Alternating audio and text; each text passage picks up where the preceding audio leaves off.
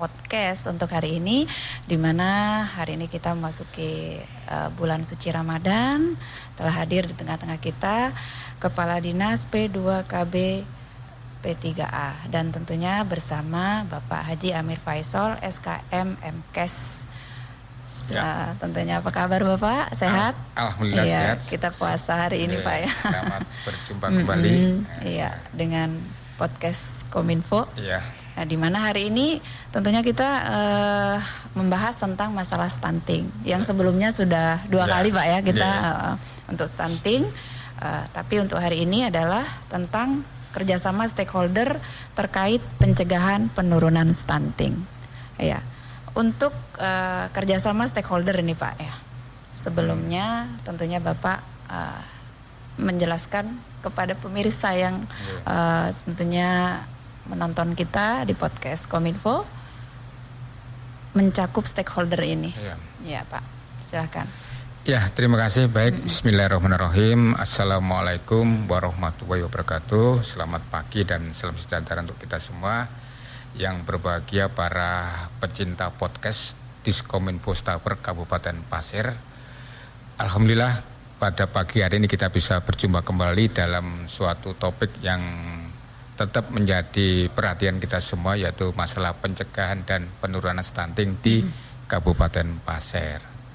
Tentunya ini menjadi perhatian kita pemerintah Kabupaten Pasir karena dari data yang ada itu kemarin kita mendapatkan data dari Provinsi Kalimantan Timur bahwa angka stunting atau prevalensi stunting untuk Provinsi Kalimantan Timur memang dibanding tahun 2022 ke 2023 hanya mengalami penurunan 1%. 1%. Ya, dari angka prevalensi stunting Provinsi Kalimantan Timur itu kalau tahun 2022 itu sebesar 23,9%. Nah, kemarin tahun 2023 sampai dengan Desember itu angkanya 22,9%. Ini berdasarkan data Survei Kesehatan Indonesia atau SKI. Tetapi untuk Kabupaten Pasir angka kejadian atau prevalensi stunting tahun 2023 untuk sampai dengan hari ini belum kita terima. Belum diterima. Tapi kita tetap menjadi perhatian karena angka stunting Kalimantan Timur tahun 2022 ke 2023 hanya turun 1%. 1% untuk Kalimantan Timur. Nah, jadi kita belum tahu nih Kabupaten Pasir. Tapi untuk Kabupaten Pasir angka stunting tahun 2022 itu kan sebesar 24,6%. Nah, nanti kita tunggu tahun 2023 turunnya berapa atau jangan-jangan meningkat. Tapi jangan sampailah mudah-mudahan menurun gitu. Iya, soalnya kita di tahun sebelumnya sudah melakukan berbagai upaya Pak ya. Jadi ini akhirnya menjadi perhatian semua, makanya kemarin tim percepatan penurunan stunting Kabupaten Pasir ya disingkat TPPS itu sudah mengadakan rembuk stunting. Nah, rembuk stunting itu adalah melibatkan semua stakeholder terkait yang punya andil dalam pencegahan dan penurunan stunting. Nah, stakeholder terkait itu siapa aja? Ya tentunya 5 pihak. Pemerintah sendiri, kemudian masyarakat, terus yang ketiga dunia usaha, yang keempat perguruan tinggi, dan yang kelima adalah media massa.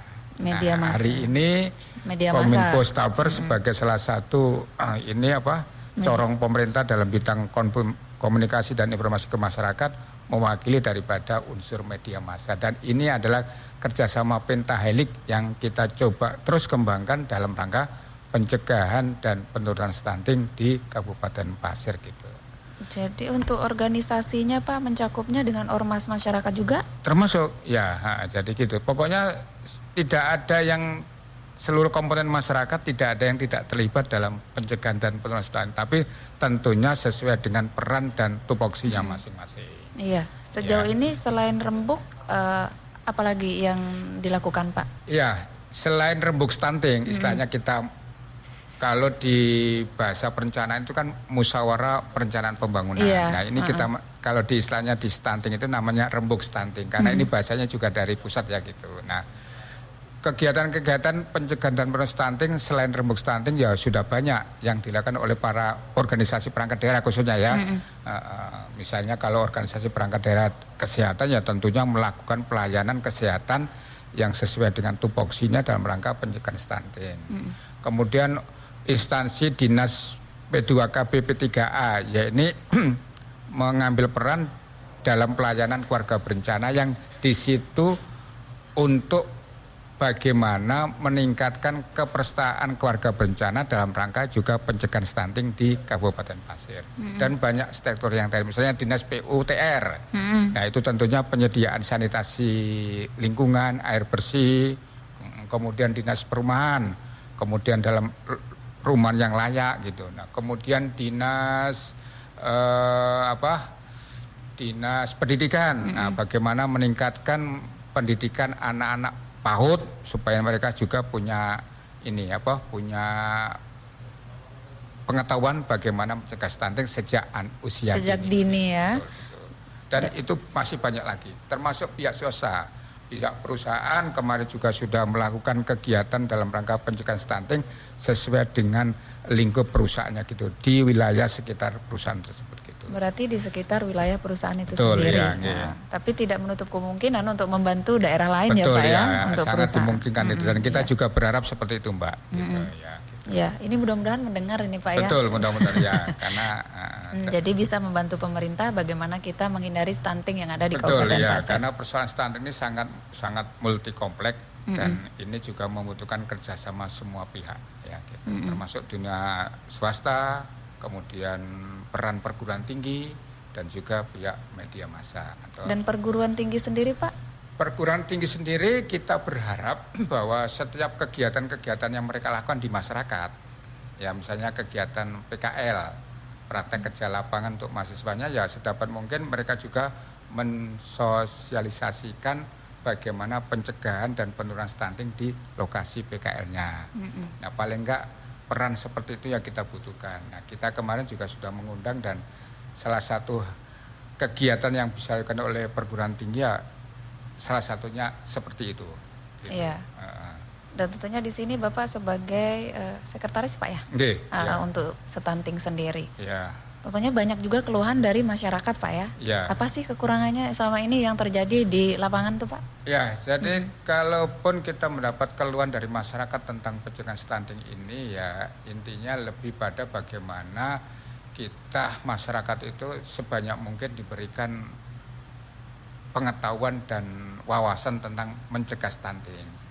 Karena persoalan stunting ini sangat multi kompleks Mbak. Paling tidak ada 4 hal menjadi penyebab gitu ya. Gitu. Yang pertama adalah dari sisi pola asuh. Pola asuh. Sebagai contoh, mungkin sebagian masyarakat kita belum menyadari bagaimana pentingnya konsumsi ikan ya, padahal daerah Pasir itu kan sumbernya ikan, produksi ikan. Nah, di beberapa desa yang menjadi sumber produksi ikannya itu justru angka stuntingnya juga masih cukup tinggi. Nah ini tidak terlepas dari bagaimana pengetahuan masyarakat ini untuk mencegah stunting ini salah satunya ya, salah satunya bisa dengan cara mengkonsumsi makanan yang tinggi protein, salah satunya adalah ikan. Ya. Tapi mungkin sebagian produksi ikannya tidak sempat disisihkan untuk keluarganya, konsumsi sendiri, tapi sebagian besar semuanya dijual ke pasar. Gitu. Yang bagus-bagus dijual Pak ya. Betul, gitu. Nah itu salah satu. Nah itu ya tadi penyebab stunting dari sisi pola asuh. Terus yang kedua juga dari sisi mendapatkan pelayanan kesehatan Mbak. Ya gitu. Ini juga sangat penting karena juga kita masih mendapati data-data sebagai contoh ya gitu. Bagaimana konsumsi zat besi, tablet Fe, ya Mbak ya, mungkin Mbak sudah pernah dengar, zat besi. Itu untuk para ibu hamil atau juga remaja putri.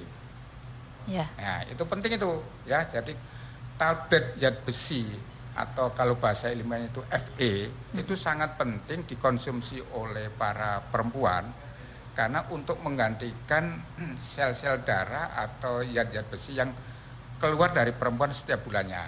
Nah, kita paham ya bahwa perempuan itu setiap bulannya ada tamu yang wajib datang dan itu juga berpengaruh kepada kesehatannya dan itu bisa diimbangi kalau perempuan itu rutin mengkonsumsi tablet zat besi atau Fe ya gitu. Nah itu juga angkanya masih rendah Mbak. Jadi 2/3 ibu hamil di Indonesia itu termasuk Kabupaten Pasir itu tidak optimal konsumsi zat besi gitu. Nah terus penyebab stunting yang ketiga itu adalah biasa ini ya konsumsi makanan bergizi yang belum optimal. Tadi saya ceritakan di daerah-daerah desa-desa yang produksi ikannya banyak justru angka stuntingnya juga cukup tinggi. Lebih meningkat. Karena ini kemungkinan berkaitan dengan konsumsi makanan bergizinya khususnya ikan dan yang lainnya dan juga pola asuh dalam arti pemberian makanan. Dan yang penyebab yang keempat itu adalah pada rendahnya kualitas sanitasi, penyediaan air bersih, kemudian jamban keluarga dan itu juga kalau di Kabupaten Pasir juga di beberapa desa juga kebutuhan air bersih juga masih ada masalah. Itu mungkin yang sulit terjangkau gitu Pak ya? Ya, makanya tadi dengan 4 penyebab besar ini kerjasama semua pihak, semua organisasi perangkat daerah sangat diperlukan. Tidak ada organisasi perangkat daerah yang mampu bekerja sendiri untuk mengatasi stunting. Ya, makanya melakukan stakeholder dengan terkait tim elit ya Pak ya.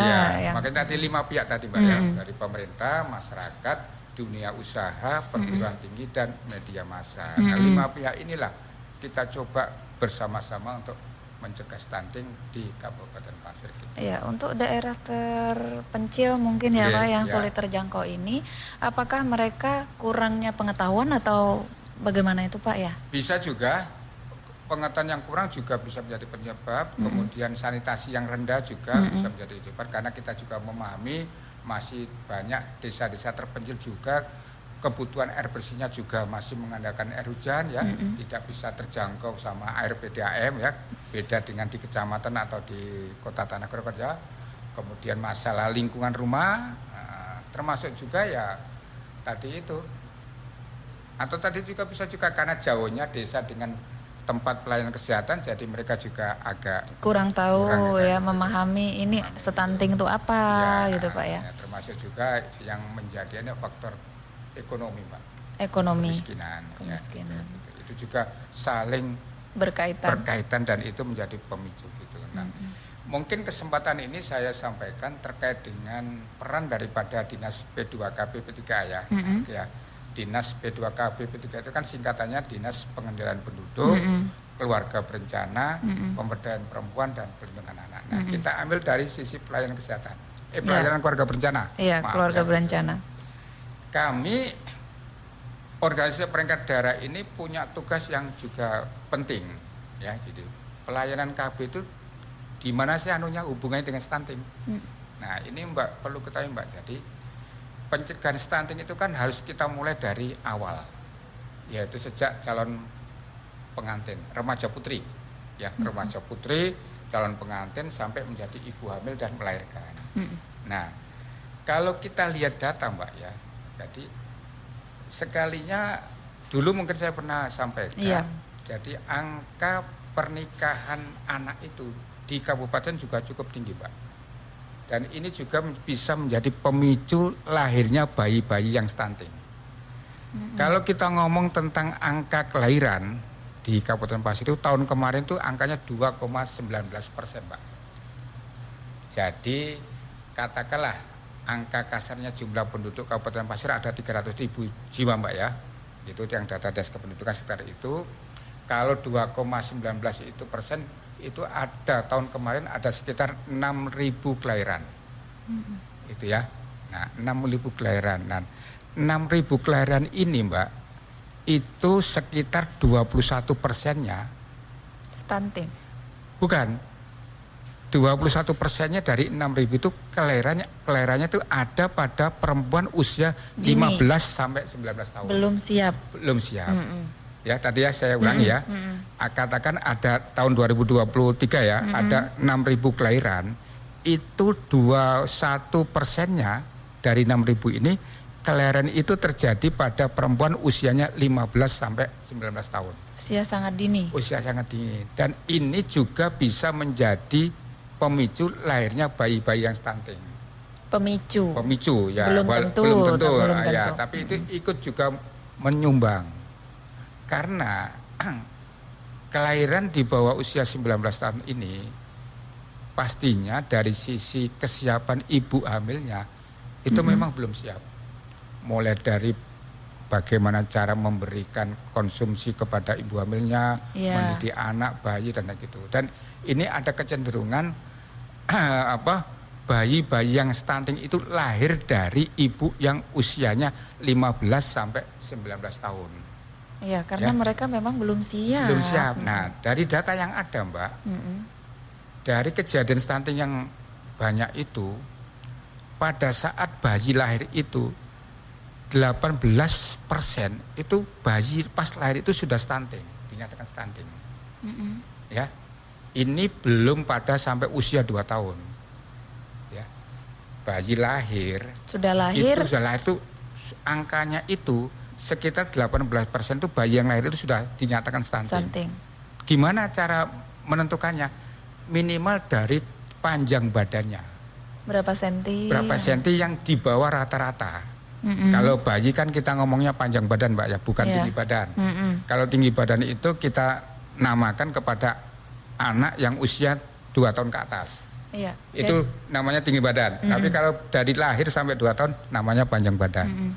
Jadi panjang badan di bawah rata-rata. Di bawah rata-rata biasa 50 ya, jadinya. Ini di bawahnya itu. Di bawahnya. Nah, begitu ada bayi lahir yang panjang badannya di bawah rata-rata tadi itu sama tenaga medis sudah dinyatakan sebagai stunting. Itu yang ukurannya dulu, Pak. Dan ini angkanya sekitar 18%. Bayangkan ya. Iya. Begitu lahir sudah stuntingnya 18%.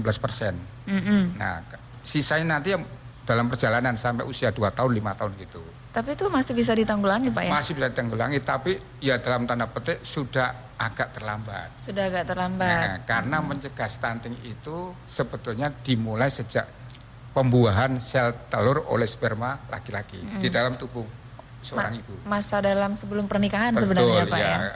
Gitu. Nah, dan itu, Mbak, dan ini jadi, nah, makanya pencegahan stunting ini perlu kerjasama lintas sektor, termasuk dengan bapak-bapak dari Kementerian Agama, para petugas KUA.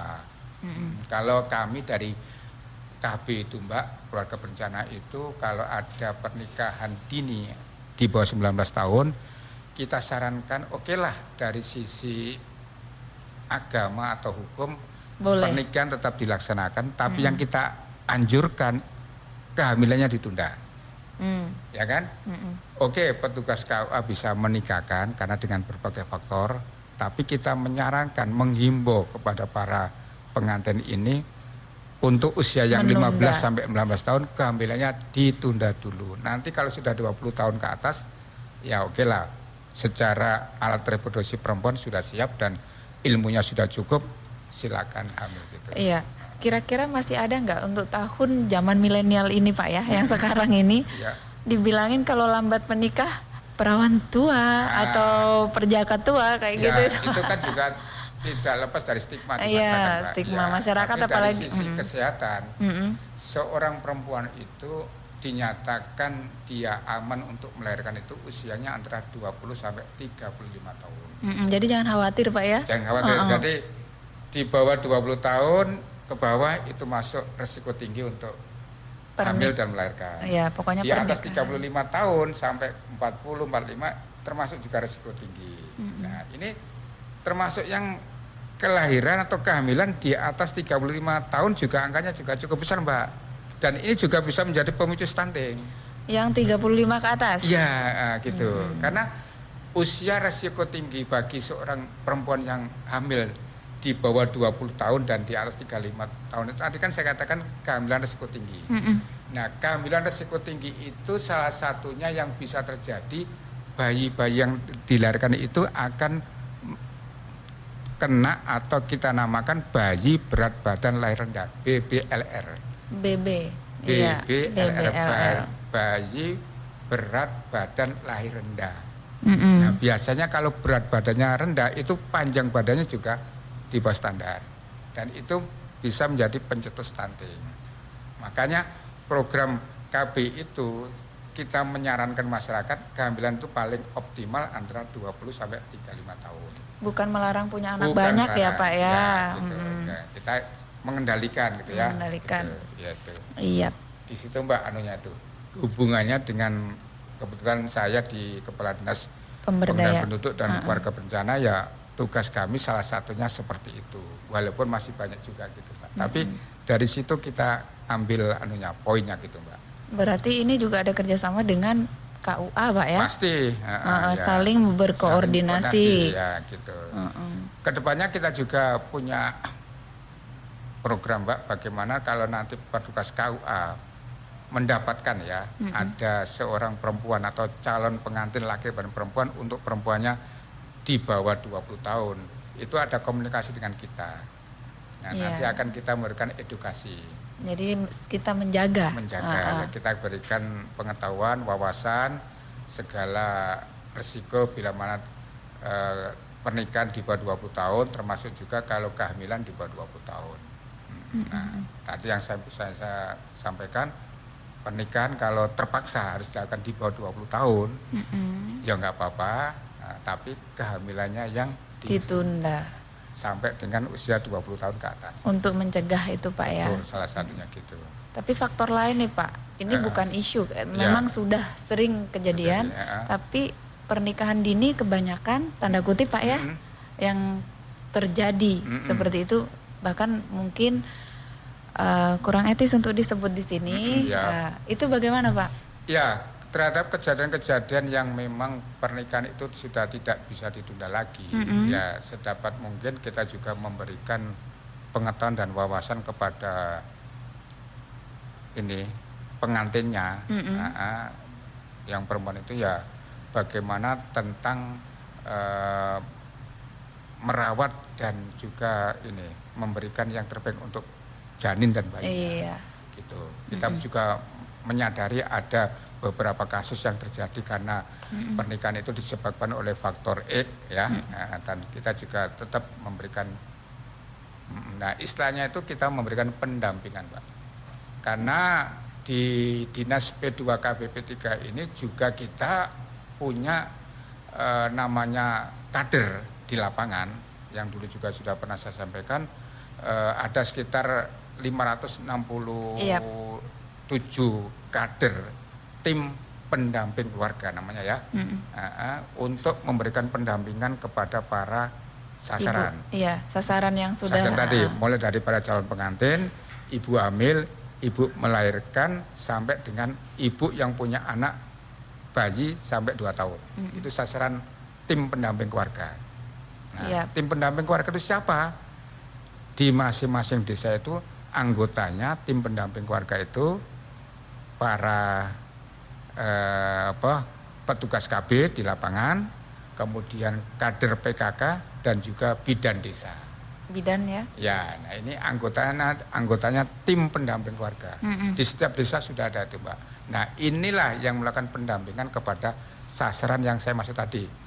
Calon pengantin, remaja putri, calon pengantin, kemudian ibu hamil, ibu melahirkan, sampai dengan ibu yang punya bayi atau anak sampai usia 2 tahun. Ini kita dampingi Mbak. Gitu. Untuk dalam konteksnya ya untuk pencegah stunting. Jadi pemerintah sudah melakukan berbagai upaya Pak ya? 2 tahun yang lalu sudah kita lakukan Pak. Nah, gitu. Dan itu di setiap desa di Kabupaten Pasir ada minimal 1 tim pendamping keluarga, di mana 1 tim ini terdiri dari 3 orang tadi. Petugas KB, kader PKK, dan bidan desa. Nah, gitu. Dan tentunya ini supaya stunting itu bisa terelakkan Pak ya, bisa turun. Kan kita kan pastinya untuk mencegah. Ya, gitu. Dan pencegahan. Tujuan daripada pembentukan tim pendamping keluarga ini salah satunya adalah ya pastinya memang tugasnya bagaimana tidak lahir bayi-bayi stunting untuk anak-anak di Kabupaten Pasir dengan cara didampingi. Kan di situ ada petugas KB-nya, ada petugas bidan desanya dan kader PKK yang ini tentunya lebih memasyarakat gitu ya. Nah, gitu. Ada keluhan enggak Pak dari pihak kadernya sendiri? Gimana? Selama ini ada keluhan enggak yang sampai ke pihak tim stunting ini ya Pak ya? Ya. Seperti Bapak ini ada keluhan enggak dari bidan, dari petugas ini bahwa ini agak sulit orang-orang mungkin yang masih dini ini kalau disuruh datang nggak datang gitu, ada enggak? Ya, kalaupun ada kesulitan saya pikir Pasti, juga ya, pasti ya, ada Pak, ya, ya. gitu. Tapi kita juga berupaya bagaimana kesulitan itu bisa kita atasi. Intinya bagaimana kita para tim pendamping keluarga ini bisa kontak dengan sasaran tadi. Ya, gitu. Karena itu juga setiap kegiatan mereka ya kita biayai gitu Mbak ya. Berarti ada dibantu ya Pak ya? Dibantu ya. Ada biaya, Ada mungkin biayanya. asupan makanan gitu ya Pak ya? Ya, kalau itu lebih pada ada lagi Mbak, itu program PMT ya. Oh, ada sendiri? Ada sendiri. Kalau ini lebih pada operasionalnya. Operasionalnya. Nah, kalau nanti dari sisi pemberian makan tambahan juga ada programnya. Nah, contoh soal itu ada kemarin kita memberikan paket makanan tambahan untuk anak-anak yang sudah stunting di bawah 2 tahun untuk kita berikan makanan yang bergizi lewat namanya Bapak Asuh Anak Stunting Mbak. Ada sendiri Ada Pak sendiri ya? ya programnya ada beberapa Mbak, termasuk juga dalam bentuk pemberian makanan tambahan untuk anak atau bayi yang sudah diidentifikasi stunting. Yang sudah Ya. ya. Paling enggak dengan pemberian makanan bergizi minimal itu berat badannya bisa naik. Dan kemarin program kita pemberian makanan tambahan itu setelah kita evaluasi selama 2 bulan pemberian makanan tiap hari itu bisa menaikkan berat badannya anak yang di bawah 2 tahun Pak. Intinya untuk stunting tuh bukan karena faktor gen ya Pak ya? Bukan. Jadi kalau saya kembali kepada definisi stunting Pak ya.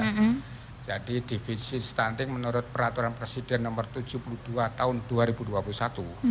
Jadi dinyatakan bahwa stunting adalah kondisi gagal tumbuh yang disebabkan oleh ya. Saya ulangi ya. Stunting adalah kondisi gagal tumbuh yang diakibatkan oleh gangguan gizi kronis. Gizi kronis. Gangguan gizi kronis adalah gangguan gizi yang berlangsung agak lama, yaitu sejak janin dalam tubuh seorang ibu sampai dengan anak usia 2 tahun. Itu hampir sekitar 1000 hari pertama kehidupan Pak.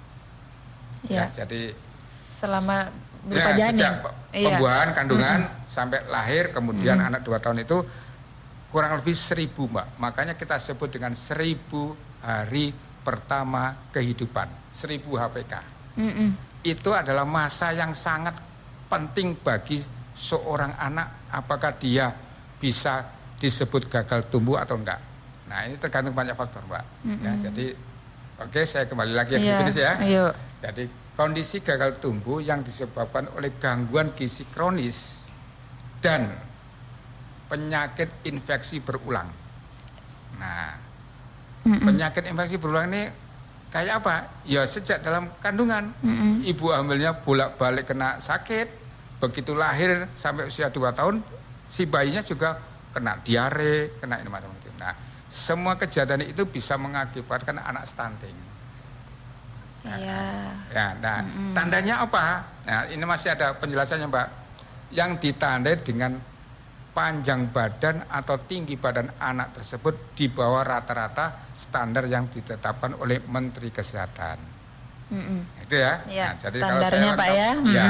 Dari kalau lengkapnya saya ulang lagi dari definisi stunting menurut Peraturan Presiden Nomor 72 Tahun 2021 adalah kondisi gagal tumbuh pada anak yang diakibatkan oleh gangguan gizi kronis dan penyakit infeksi yang berulang yang ditandai dengan panjang badan atau tinggi badan anak tersebut di bawah rata-rata standar yang ditetapkan oleh Menteri Kesehatan. Yang sudah ditentukan. Ya, itu ada anunya Pak, ada ukurannya itu. Ini faktornya cuma karena gizi sama penyakit yang diderita sama sebelumnya ya Pak, infeksi tapi kejadian gangguan gizi kronis ini Mbak, banyak penyebabnya. Kenapa seorang ibu hamil itu menderita gangguan gizi kronis? Ya banyak penyebabnya. Ya mungkin saja karena lingkungannya jelek, mungkin juga makanannya kurang, dan lainnya gitu. Nah, ya kan, maksud tadi ya, gangguan gizi kronis. Nah, seolah-olah ini hanya dari faktor makanan, tapi belum tentu, bisa juga dari faktor lain. Nah, termasuk juga yang tadi itu, penyakit infeksi yang berulang. Nah, ini lebih lebih dalam lagi ya, masalah lingkungan, sanitasi dan lain gitu Mbak. Ini banyak, makanya tadi saya katakan pencegahan stunting harus multisektor. Gitu. Iya, tentunya stunting ini benar-benar luas semuanya Pak ya, yang pastinya. Karena sesuai dengan peraturan Presiden nomor 72 itu juga dinyatakan kementerian yang terlibat dalam penanganan stunting ini ada 18 kementerian. 18 loh ya, bukan hanya Kementerian Kesehatan, bukan hanya BKKBN, banyak Mbak gitu. Itu saling terkait Mbak gitu. Ya, itu stakeholdernya benar-benar sudah pemerintah memberikan space yang untuk menangani stunting ini sendiri. Sangat-sangat penyebabnya multisektor gitu ya. Gitu. Iya.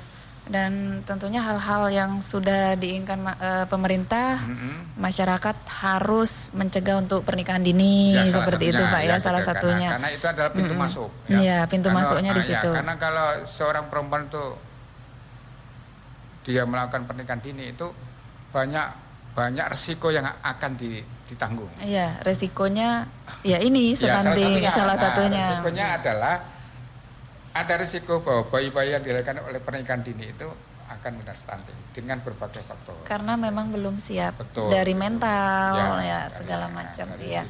Ekonomi juga.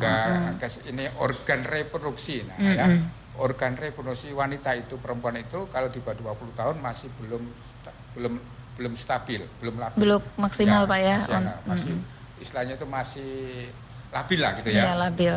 Karena seorang perempuan yang hamil itu kan sebetulnya dia menghidupi dua nyawa, ya kan? Nyawanya dia sendiri dan nyawanya janinnya. Nah, ini kalau dia makan makanan yang kurang, berarti makanan yang kurang ini dibagi dua, untuk dirinya sendiri dan juga untuk janin yang dikandungnya. Nah, itu mungkin sebagian daripada perempuan di Indonesia, khususnya juga Kabupaten Kota, tidak menyadari. Kalau dulu saya sering katakan waktu saya bertugas di Dinas Kesehatan, kalau saya ke desa itu, seorang ibu hamil itu wajib makan 2 porsi lebih banyak dari biasanya. Ya, karena memang untuk 2 jiwa, nah gitu ya. Ya. Jadi memang untuk faktor gizi harus diutamakan untuk ibu hamil. Stunting ini dengan faktor gizi sangat-sangat erat sekali dan menentukan, walaupun bukan satu-satunya, masih ada faktor lain. Tapi gizi juga sangat-sangat menentukan. Dan tentunya harapannya untuk kerjasama di stakeholder ini apa Pak? Ya, harapannya kerjasama stakeholder yang kita sudah rumuskan kemarin dalam rembuk stunting ini. Jadi kalau saya bacakan sedikit Mbak ya tentang hasil rembuk stunting kemarin, ini yang pertama, yang poin yang penting Mbak ya.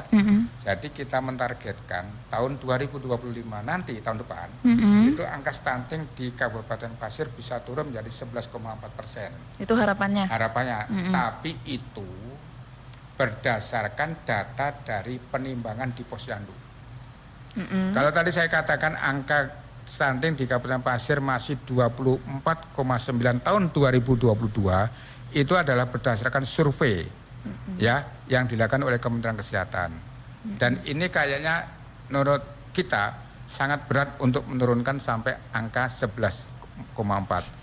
Agak berat Pak ya? Agak berat, tapi makanya di dalam rembuk stunting kemarin kita akan menyepakati angka 11,4% tahun depan 2025 itu ada berdasarkan data penimbangan di posyandu.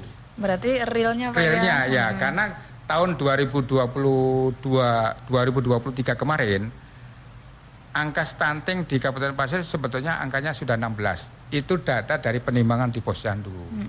Cuma masalahnya itu penimbangan di posyandu di Kabupaten Pasir itu bayi dan balita yang datang di posyandu itu masih di bawah 60%. Tidak semuanya hadir. Nah, ini juga kita sulit juga, makanya bersamaan dengan penentuan target 11,4% di tahun 2025 itu, maka di dalam rembuk stunting juga kemarin disepakati peran daripada kepala desa, camat sampai kabupaten di dalam meningkatkan kunjungan bayi balita di posyandu. Paling tidak angkanya bisa 90%. Karena sekarang masih 60. Masih di bawah 60. Itu bervariasi Mbak. Ada yang 50% macam-macam gitu ya. Tapi satu desa ya. Satu desa, satu posyandu. Satu Walaupun posyandu. satu desa ada yang 2 posyandu ada, tapi secara rata-rata masih di bawah 60. Di bawah 60. Nah, harapan kita dengan program yang ini lintas sektor ini, multi sektor ini, salah satu tugas kita juga bagaimana meningkatkan kunjungan bayi balita di posyandu. Kita ingat mungkin 10 tahun yang lalu Mbak, zamannya kalau dibilang zamannya Pak Harto, ya kita waktu itu mungkin masih SD apa gitu, posyandu rame Mbak, ya kan, Iya. datang ya kan. Tapi sekarang kita lihat, mungkin 50% dari bayi balita yang di wilayah posyandu sudah syukur itu. Nah, ini kita harapkan bersamaan dengan momentum ini ya para pihak bisa ini terlibat gitu ya. Ya, Termasuk masyarakat peran kepala juga. desa, Pak Camat bagaimana meningkatkan kunjungan bayi balitanya di posyandu di wilayah masing-masing gitu. Iya, dan masyarakat tentunya khusus Ya. ibu hamil harus punya inisiatif juga ya Pak ya. Ya gitu. Nah, gitu. Ya, itu harapannya. Nanti mungkin mudah-mudahan tahun ini kita ada gerakan massal gitu Pak. Iya. Jadi gerakan massal namanya Ayo ke Posyandu. Ayo ke posyandu. Ya, Iya. mudah-mudahan nanti Pak Bupati bisa mencantangkan kegiatan ini Ayo ke Posyandu, nanti diikuti oleh seluruh masyarakat di Kabupaten Pasir untuk satu hari itu semua bayi yang punya ibu Sampai yang umur punya 2 bayi tahun. dan balita datang ke Posyandu supaya bisa ditimbang dan diketahui apakah dia stunting atau enggak gitu. Oke. Gitu. Jadi progres pemerintah ingin pencapaiannya seperti itu Pak Ya, ya. Mudah-mudahan nanti untuk tahun kedepannya bisa tercapai Pak. Betul, amin gitu Karena ya, gitu ya. tentunya kita tidak mengharapkan stunting itu semakin meningkat. Ya. Untuk anak-anak yang lahir di sekarang adalah generasi kita ke depan. Karena Iya. anak-anak yang lahir hari ini, tahun ini, itu menjadi anak-anak usia 20 tahun pada saat Indonesia mencantangkan Indonesia Emas. Iya, Indonesia Jangan Emas. sampai bayi-bayi yang lahir tahun ini, tahun kemarin ya, atau tahun ini juga menjadi anak yang stunting nanti waktu di usia 20-an. Karena resiko yang dihadapi oleh anak yang stunting itu paling nggak ada 3 Mbak. Yang pertama jelas dari tinggi badannya dia lebih rendah. Terus yang kedua dia mudah sakit-sakitan. Karena secara fisiologis itu memang anak yang stunting itu banyak organ tubuh yang kena. Nah, dan yang lebih kita hindari lagi adalah anak-anak atau generasi yang kurang cerdas. Saya nggak menyebutnya bodoh ya, karena nggak boleh ya. Nah, kita anak-anak yang kurang cerdas dan ini yang kita hindari. Sebetulnya itu aja yang dikejar Indonesia itu. Jangan sampai generasi kita ini anak-anak yang mudah sakit dan kurang cerdas. Rugi kita ya. Gitu. Gitu. Iya Pak. Ada tambahan? Mungkin sebagai closing statement dari podcast hari ini, intinya kami dari unsur organisasi perangkat daerah yang ikut memberikan tugas pencegahan penanganan stunting ini tentunya mengharapkan kerjasama semua pihak tadi nih Mbak ya, mulai dari masyarakat, dunia usaha, perguruan tinggi dan para media massa ya, dunia massa, termasuk juga pastinya pemerintah, sehingga cita-cita kita, harapan kita untuk menjadikan generasi yang sehat dan cerdas di tahun 2040-2045 itu khususnya di Kabupaten Pasir bisa terwujud. Iya. Itu Mbak mungkin harapan daripada saya khususnya sebagai Kepala Dinas Pengendalian Penduduk, Warga Bencana dan Pemberdayaan Perempuan Perlindungan Anak Kabupaten Pasir. Mudah-mudahan anak kita ini menjadi anak-anak yang Cerdas. dan sehat. Iya. Itu Pak. Iya, tentunya kita untuk mencapai Indonesia Emas dan Pasir Emas Pasir ya, Emas, yang Pak. sesuai dengan visi dan misi kita ya Pak ya, Iya, betul. Untuk Kabupaten Pasir. Terima kasih untuk kehadirannya Pak. Mudah-mudahan sama-sama. generasi kita menjadi generasi yang cerdas. Amin. Dan insya Allah kita nanti akan ketemu kembali Ya, dengan tema yang lain Pak ya. Iya. Ya. Tentunya masih bersama podcast Diskominfo Staper.